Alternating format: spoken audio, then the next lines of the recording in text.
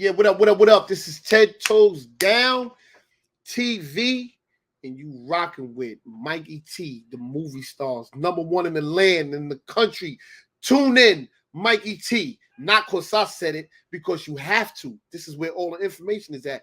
This is where the best is popping at. This is where it's happening at. Mikey T, the best in the nation, bro. 10 Toes Down said it. In the last few weeks, Akademiks has actually spoken up against Wack 100, calling him out on some timeline issues he was having, reporting inaccurate information. Do you think Akademiks was accurate in describing Wack as the master of spin or the master manipulator? Hell yeah. I said that myself. Wack is the master manipulator.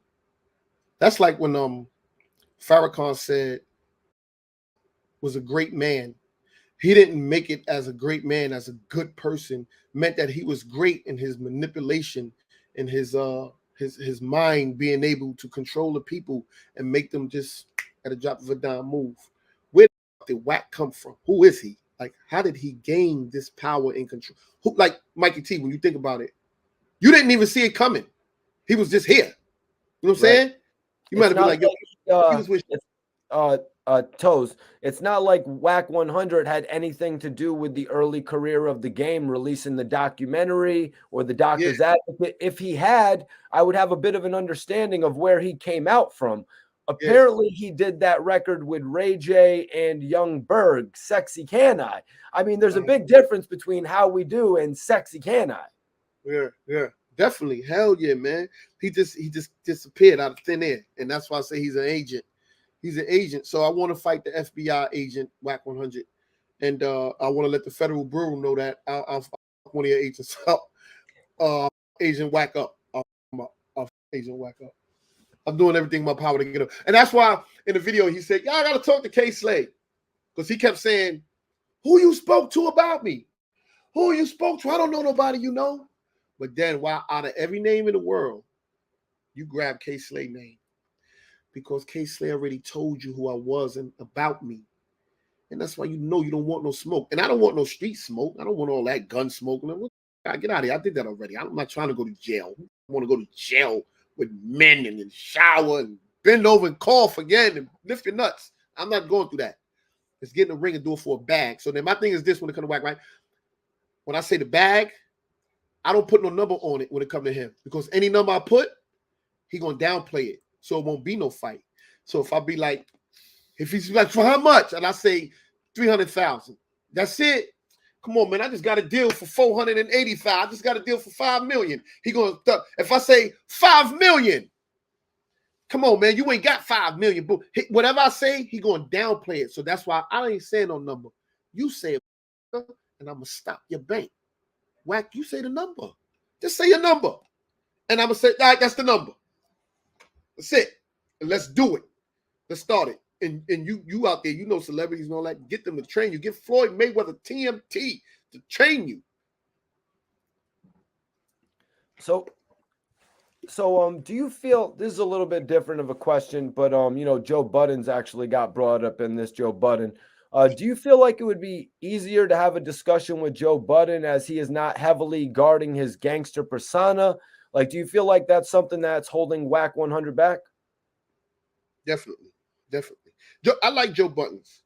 And I think Joe Buttons at times can be an asshole. But at the same time, I think Joe Buttons can be brutally honest with you and with himself at the same time.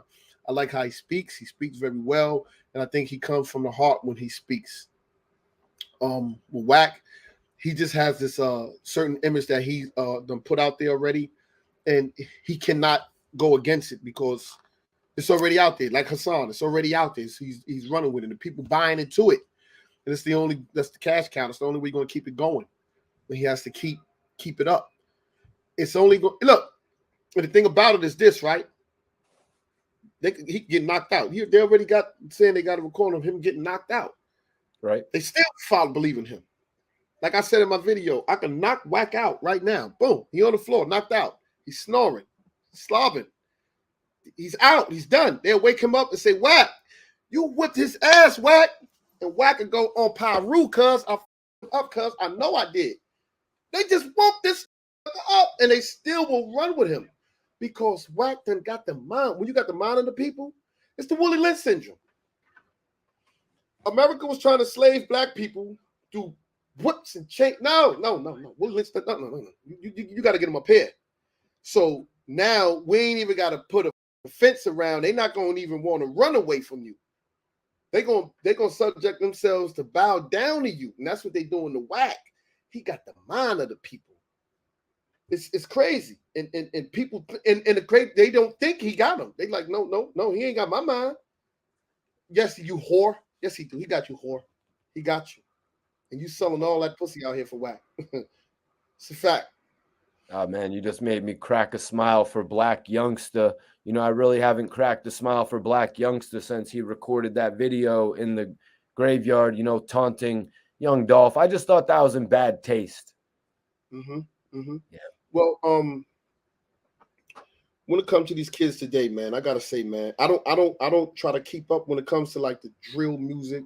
Though I got a dude in the camp that does drill music, I really don't pay attention to what the he's saying, what's going on. I really don't even understand drill music and how that's the culture now. But the new thing that they got when it comes to the grave and pissing on grave sites and disrespecting the dead and stuff like that, no one fully understands it until it happens to you. And like I said earlier, with me, I had poor impulse control. I was quick to do this. I was talking crazy. Police can't give it was crazy. I didn't see it until I was in the four walls sitting in that cell, and then your aunt died, your sister died, your cousin, your kids getting big, your mother's losing her head. You like, oh shit, I'm locked up. Can't be around it. Reality set in. Yo, bro, let me tell you something, Mike. I don't give a who it is. Any one of them kids out there, all them little rappers, they talk all like gang, they get in the video with the guns and shit. Let somebody one of their mama. They gonna feel a rage of wanting to get revenge. But let something happen to a family member, they feel that pain. Let them go to prison, and the judge say, you either take this 20 years or you go to trial and you get 47 years. Which one you want? And they like, well, I don't. Shut up, bitch. Shut up. Shut your punk ass up. You want the 20 or you want the 47? You have to make a decision. Make a decision. They think about it right after. Look at Will Smith. He smacked, what's the name? He went back. Tyler Perry spoke with him. Denzel spoke with him. You know stuff, right? You know you up in front of all these white people. Now he's got 10 years. Crying. Now he crying and I want to apologize to, but no, it's too late, bitch. You fucked up. You knew you weren't supposed to do that. On your way up to the stage, each step, you was going, I'm gonna Smith up. Bang! You went back and sat down. Keep my wife name, all that theatrical shit. And then when it's time to war to Will Smith, I'm sorry. He crying. Yeah, you crying. Because you know you're up now. And that's what's happening with these kids. They want to smoke dudes and they killing. And when they get in there, you see the first 48. All they need is a hamburger, some fries. They telling on everybody. They going to say, you want to press charge? I want to press everything in this. I want to press that button. I want to press everything on everybody in the head because they're going to have to smack him to be quiet. Yep. Then they're pretty much like, well, you can't press charges because we're arresting you for conspiracy. Yeah, you the one. Yeah, you the one that did it. You were actually in the car with him from what you were in the car with him? Oh, that means you can never leave this room. You know, it's like, what did you just do to yourself, man? They stupid as that's shit. why I stopped watching that show, man. That shit was too crazy how everybody was just like, oh, I'm going to give them all the information and shit. Mikey T, let me tell you something. The books I used to study, damn, I can't remember all the goddamn books, but one of them was the FBI agent who was he was like the top FBI agent who used to get the truth out of people through body language detecting without a lie detector. They said he was the human lie detector. And I read that book. I said, oh shit. But he sent a book. He said when for the police, when a person commit a crime or murder and you lock two of them up, the way you find out who did the crime, you put them in a cell. The first one that go to sleep is the one that did it. Because that shit is heavy on his mind. Yep, His I've seen subconscious something like that before. can't control it. The one that didn't do it is gonna be up. I get the fuck out of here. I didn't even do nothing. He want out of there. He ain't got no time to be sleeping. I'm not tired. I gotta get out of here. That fucker that sleep did it. Or they played a game. They did it to me. But look, all these years later, I seen it. I read it. I'm in the interrogation room, right? After I done went up in there already and said, I was at the crime scene. I seen the whole shooting. I seen it. And I'm the shooter. So now when they get me, they come, boom, they sit down with me, talking to me. You know what? No, I don't know what the fuck. I don't know what you're talking about. I don't know. Now I said I was there. I seen the shooter. They said, no, They said, well, we got something. I'm like, out of here. They leave out.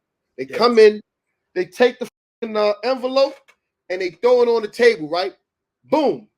And they put it close by me and walk out. And I'm sitting there looking at the envelope. The two-way mirror's right here, and I'm looking at it. But I'm looking at the mirror, seeing if I can see any reflection in it, if they looking at me. And I go to the envelope. They got in here, and they bust right in the room on me. And I'm like, what up? And they grab me up. Yo, yeah, handcuff him. I'm like, what the fuck is up? They already knew this nigga did it. We know he did it. He touched that envelope. And the dude broke it down in the book. He said, criminals automatically, when you throw it out there and you told them you got something, they're going to want to see what the fuck you got. What you got? What you got on me? And they're going to look at that. A person that didn't do nothing, I don't give what's in that envelope. They didn't even care about that. I just want to know when I'm getting the fuck out of here. But me being a criminal, it's a fact. All criminals, they're going to sit there. It'd be drawers and all that there. They're going to open the drawer. They're going to look, see what's in there. Boom. Boom, check. In that paper. Boom. That's the criminal mind, man. And that's how criminals think. And that's how I thought. I thought like a criminal. Every action in my life was criminality. So to change and to transition to be on the other side now, right? And to be able to recognize it, Wack 100, Hassan Campbell, to see the scheme game on how to beat the people out their money and to manipulate and get that cash flow in. I said, oh shit, this nigga is a scammer, just like the preacher. He passing that bucket around. Not one doorknob fixing the church. The window still broke. The bathroom still getting clogged up. Same thing with Hassan Campbell. One time you got up off that couch and went in the street. I'm in the club with 150 niggas. You in the club with 150 niggas, but it's 150 kids out here on these streets, and you can't even go out there and talk to them. Now, one time have you made that? Everything is trying to show I'm in these streets. I'm a real nigga. You ain't let go of that image. The psychologist used to tell me when I was a counselor in the program, anybody that ever says to you, yo, nigga, you lucky ain't the old me. No, you still are the old you because you still can go back to the old you. I'm lucky you not the old you. So that means you still have the old you in you. You still could bring him up out of you. When I started to learn how to say, you know what, I got to separate myself from the old me. That's not me no more. I got to separate myself from him. And I got to recognize, you know what? These are my triggers. You got to learn your triggers. What's going to trigger you? What's going to make you want to go back and pick up something? What's in your circle that's important then? And I used to keep in my pocket what was important to me. And I walk around with it all the time. I got my son's name, got my mother's name, and I got it written in the circle. In prison, this is what I did. And I put it in my pocket. And every now and then I go in there and look at it. Or sometimes I would use my son's picture and look at his picture. But before I go out the cell, you keep it at the door by your cell. Boom, your family pictures right at the door. Before they crack it open, you standing there. When they start cracking themselves, and I'm looking at my family. When I come out, you got to throw that mask on. You got to be tough. But I'm on a mission right now. My mission is to get the fuck out of here. And I got to get home to them. And that was my thing. So every time when problems, this is later on in the bid though, and when problems used to come, and I you know what I'm saying? I mean, sometimes I slip and be like, what? Nigga, because my thing was, I don't want to jump you. I'm not going to tell it, because I was blood at one time. I'm not going to get nobody. I'm not telling none of my homies, nobody. I don't want nobody to know. Because my whole thing is, if me and you beefing, the first thing I beg you to almost tears, I say, please, me and you just had a beef or argument. Don't tell nobody. Don't tell your man nothing. Just meet me in the bathroom at 5 o'clock. That's it. Just meet me at 5 o'clock. Please don't tell your friend. I swear to you, Mikey, somebody always come to me. Hey, yo, come here. We talk. Yo, what's up with you? So, God damn it. He done told him. See, now this, to me, you already snitching. Why you tell him for? Because he gonna tell somebody else. He gonna tell him, and we're gonna get around the jail. It's gonna get back to the police. So now when they come, yo, what's up, you boy? No, I'm good. I don't even want to meet you in the bathroom. You won, bro. Go ahead. What you talking about? You went and spread the word about me and you having the problem. So if I go in there and everybody know I did it. Ain't no getting away. You know what I'm saying? So I'm not with that lifestyle. That shit is crazy. And that's why I tell these kids, you know what? When you sign up for a criminal, you signing your life away because there's no rules to this shit. Yo, niggas is snitching. That's part of being a criminal. Snitches is a part of it. It's part of the world, nigga. Accept it. Yo, niggas, he ran when the police, that's part of criminals. Criminals run. They do shit like that. You got to be prepared for everything. Nothing goes in the criminal world. Nothing. And if you're ready to deal with that, then you're ready to deal with another man looking, because you don't know what it's like for a minute. That's why I said that stop and frisk that they was doing in New York, they should have stop and strip. Stop and frisk. Stop and strip.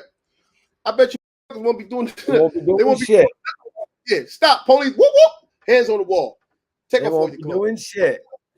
In the middle of the street, that's take hilarious. off all your prison, then strip you naked right there. Step out the line. Take off your shoes. Shirt. Boom. Strip down. Then strip you right there. I'm going to who in this hallway. Strip. And look, and we've grown accustomed to it, right? We so dehumanized and desensitized. I could just strip anywhere. I don't care. I get naked, right? And it's nothing. Boom. I'm not embarrassed or nothing. It's nothing to me. I'll turn around. And because of your record, 10, because of your record, when they pull it up in their database, they might do that. You know what I mean? So it's pretty crazy, to see where the world is going to go in the future. I kind of feel like there's going to be little robots going around that will stop your car. They'll detect marijuana smoke. They'll be like DUI detected. Here, pull over until an officer gets here. All different types of shit like that in the future, man. But so let's get into a little bit of the present right now. Akademiks did an interview with 6ix9ine and Wack 100 in the past. He got Wack 100 to actually have a conversation with 6ix9ine, but this time he actually brought Hassan Campbell into the mix.